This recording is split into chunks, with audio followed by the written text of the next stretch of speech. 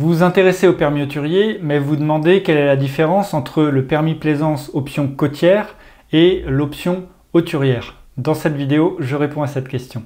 Alors dans tous les cas, le premier permis à passer est le permis côtier.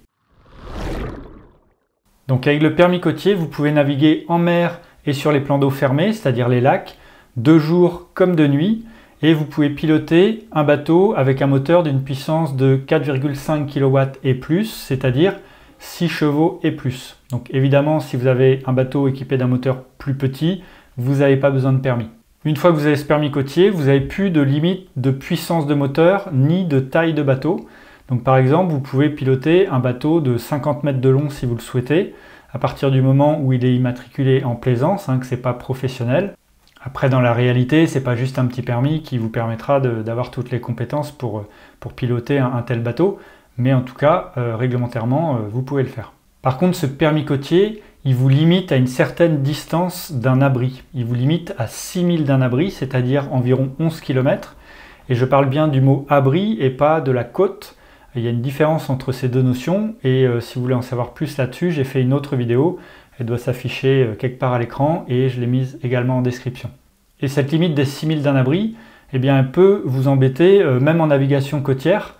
Si vous naviguez par exemple sur la côte landaise, les ports sont assez espacés pour être largement en limite de ces 6000. Et puis même en Bretagne, il y a 2-3 endroits où en fonction des conditions météo, on peut être vraiment limite. Si vous souhaitez partir au large pour faire de la pêche au gros par exemple, vous ne pourrez pas vous écarter à plus de 6000. Et puis si vous voulez traverser de la Côte d'Azur vers la Corse, si vous voulez traverser la Manche pour aller en Angleterre, vous ne pourrez pas le faire avec le permis côtier.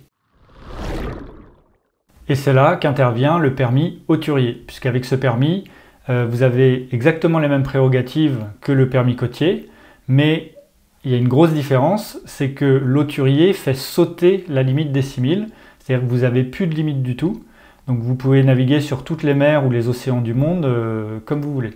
En sachant que les voiliers ne sont pas concernés par cette réglementation, mais le permis côtier, ça représente vraiment le b.a.-ba pour partir naviguer en sécurité et puis respecter les autres usagers de la mer. Et le permis hauturier, ça vous permet de passer vraiment un cran au-dessus, d'augmenter vos compétences en navigation, d'apprendre la navigation à l'estime, les calculs de marée, la météo, etc.